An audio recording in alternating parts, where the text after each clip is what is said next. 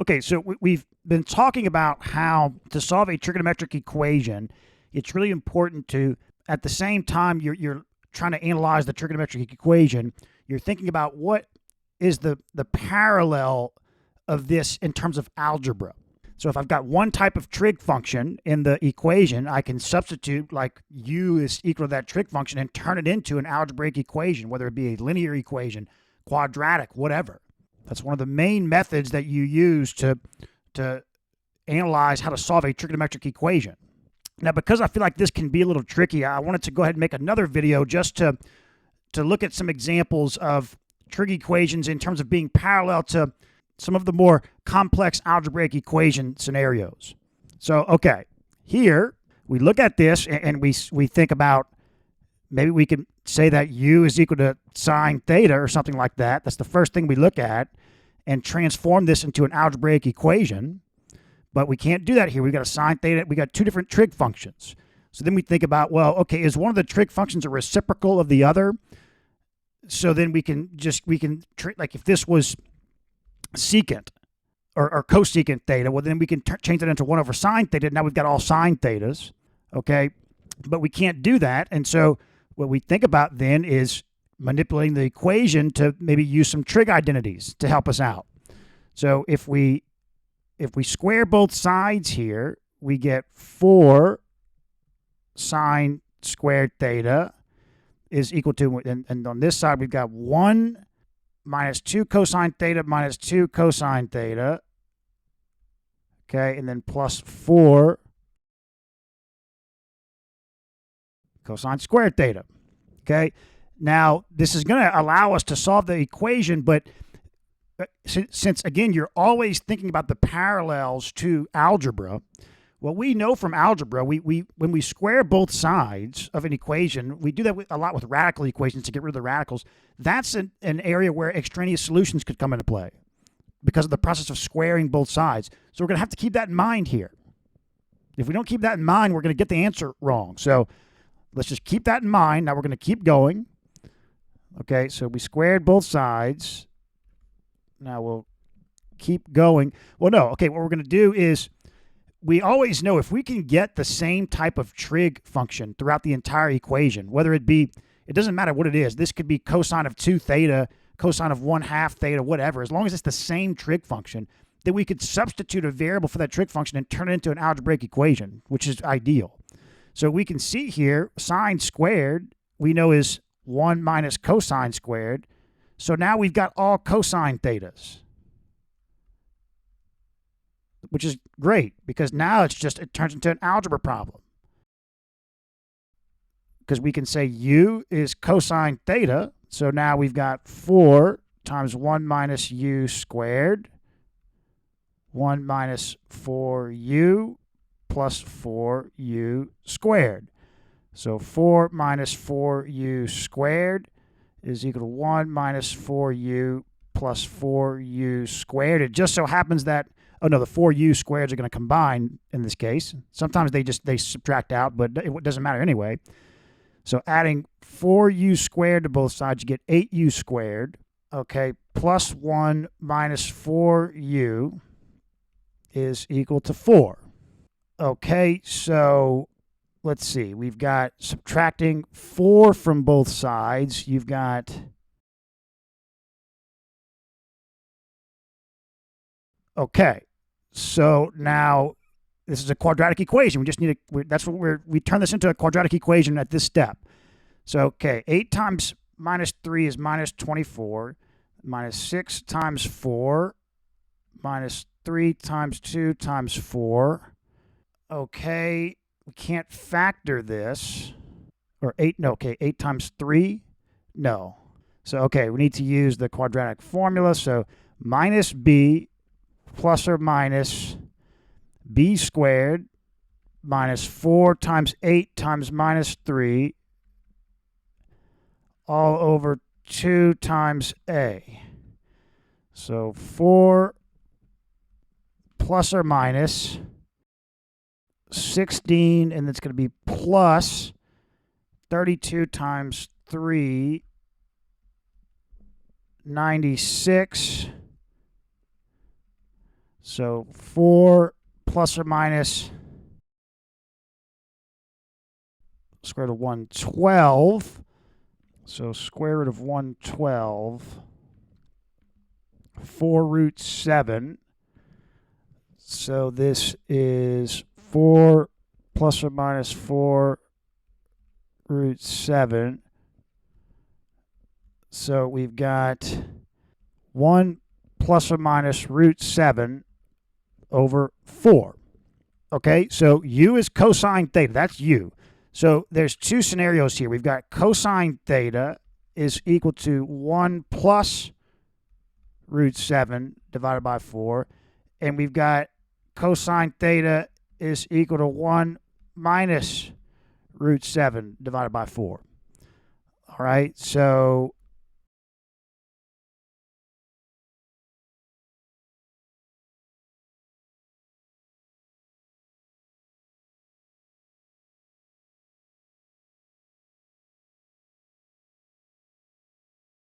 okay, so just we're going to keep going like we normally do. We're going to say, okay, so inverse cosine 1 plus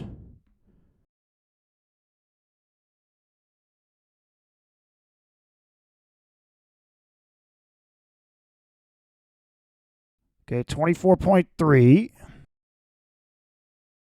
So this is positive. Cosine is positive in the first quadrant. And it's also positive in the fourth quadrant. So what angle in the fourth quadrant has this as a reference angle? So we do 360 minus this, 335.7. Okay, now over here we've got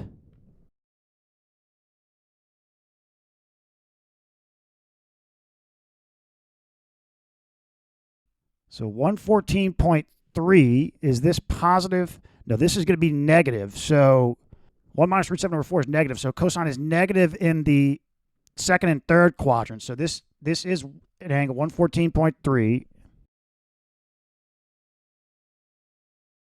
And what angle has, let's see, the reference angle here is 180 minus this. So what angle in the third quadrant has this as a reference angle? You add 180 to this, 245.7. Okay, so there you go. It's any of these angles, these four angles, as well as any angle that's coterminal with these four angles. Normally, we would end there and say that's a solution. Those are all solutions, assuming we didn't make any mistakes.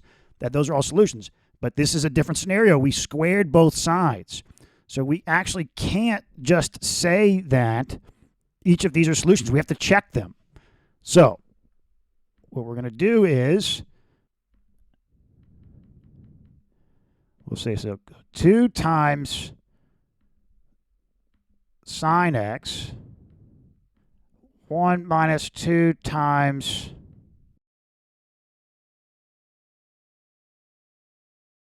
cosine x. So, okay, let's do that with x equal to 24.3. And this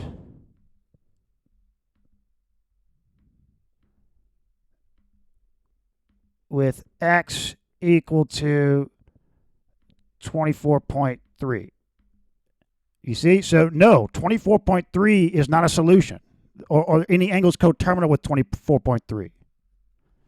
All right? So what about 335.7?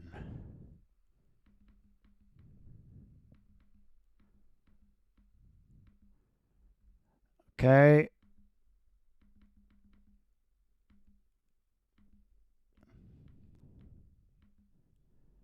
That's a solution. Okay, what about 114.3?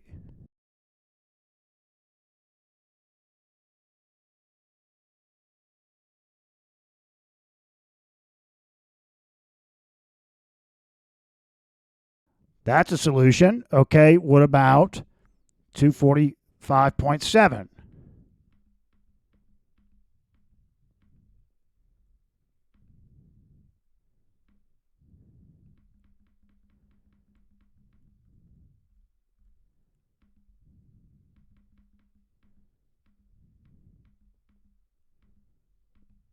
That's not a solution. So all of the angles coterminal with 245.7 as well as 245.7 aren't solutions. So the only solutions to this equation are 335.7 degrees, 114.3 degrees, and any angles coterminal with those angles. Now, if it wasn't the case that we didn't do an operation like squaring both sides, then, I mean, it's still good practice to check your solutions, but technically, if we didn't make any mistakes, then all of the answers we got would be solutions. Okay, so you see that parallel to algebra. Now, let's look at another example. What about an absolute value trigonometric equation? So let's just make something up here. Let's say we've got the absolute value of secant theta minus 5 is equal to the absolute value of 12 plus cosine theta. Okay, so how would we solve this? Because we didn't look at absolute value equations with trigonometry with trig functions in them at all in the trig textbook. So does that mean that they didn't teach us how to solve it? No, they gave us enough intuitive information to where what they were trying to teach us was that to always think in parallel to the way you would solve something in algebra. So we look at this and we do the exact same approach as what we've been doing. We see if we can the general way we first look at it is, can we transform this into an algebraic equation? And we can, because secant is the reciprocal of cosine, so we can change secant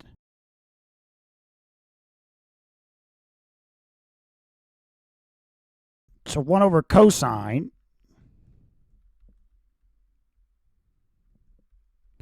Now we can say that u is equal to cosine theta.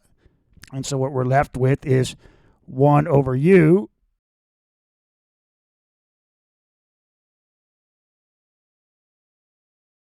and there you go, absolute value equation. There's the rules for solving absolute value equations. We've got absolute value of one expression is equal to the absolute value of another expression. So u is equal to w, or u is equal to minus w. So we've got 1 over u is equal to, and it's an or statement, right? Yeah, it's either one of those satisfy the equation. So, or 1 over u minus 5 is equal to minus. And then we solve each of these for u. And then just say u is equal to cosine theta and go from there. But what do we know about absolute value equations? That's one of the scenarios where you could have extraneous solutions. You have to check your answers when it comes to absolute value equations. So we would solve for u, however many u's we would get, whatever, state all the angles that satisfy cosine theta is equal to those values and state all the angles. Then we'd have to come back to the original equation and check the answers. Now you might be saying, well, what do you do if you couldn't? So we made this substitution here. We made this nice substitution, but what if that substitution wasn't there? What if we had, maybe this was sine theta? Well, it's the same idea. But you just, okay, we have one expression is equal, the absolute value of one expression is equal to the absolute value of another expression. We just write it out. So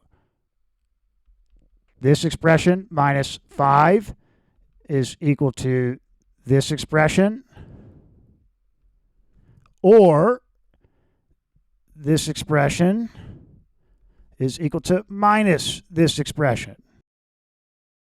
And now we just have, it's just two separate trig equations. Same idea though. I mean, we'd have to, I guess, square both sides and go from there. Let's look at another example. So what if we had this?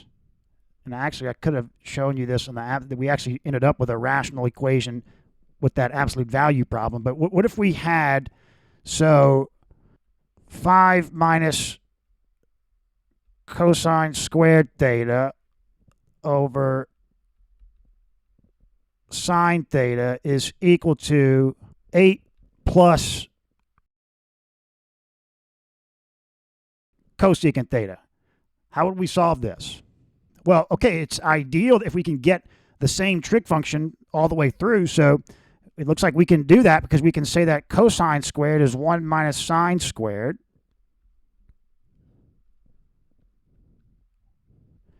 And cosecant is 1 over sine. So now we've got all sines. So we say u is equal to sine theta. Okay, so 5 minus 1 minus u squared over u is equal to 8 plus, right? And so what kind of equation is this from algebra? This is a rational equation, right? And so, but what do we know about like a rational equation? We do have to check our final answers, not for extraneous solutions, but for domain issues. So, okay, 4 plus u squared over u is equal to, let's see, 1 plus 8u over u. So we've got, let's see, 4u plus u cubed is equal to u plus 8u squared. So, okay, polynomial equation here, we've got u cubed minus 8u squared minus 3u is equal to 0. Okay, so we factor out a u, and we've got u squared minus 8u minus 3 is equal to 0. So u is equal to 0 is one solution. Now let's use the quadratic formula. So minus b plus or minus square root of b squared minus 4 times 1 times minus 3 all over 2a. So 8 plus or minus, we've got 64 plus 12 is 76. So square root of 76 is 2 root 19.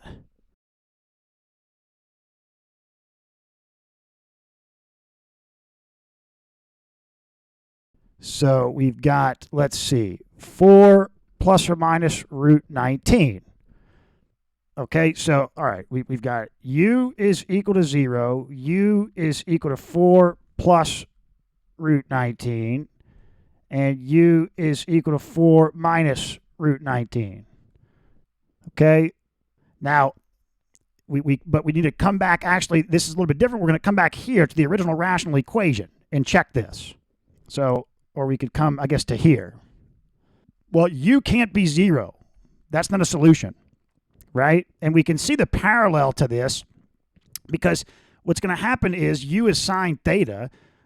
Well, okay, sine theta is equal to 0. You can't divide by 0. And that's actually the only issue. U can't be 0. That's it. We don't have to check anything else.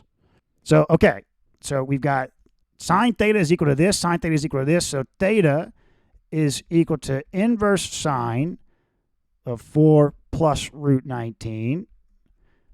And theta is equal to inverse sine of 4 minus root 19.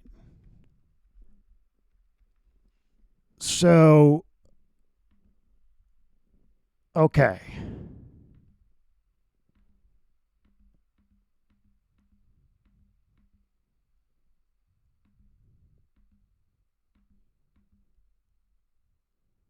Yeah, that's greater than 1. Okay. And, okay, so this is, there's no solution to sine theta is equal to 4 plus root 19. So, no solution. Now, we've got 4 minus root 19. Now, it's 4 minus root 19. Is that...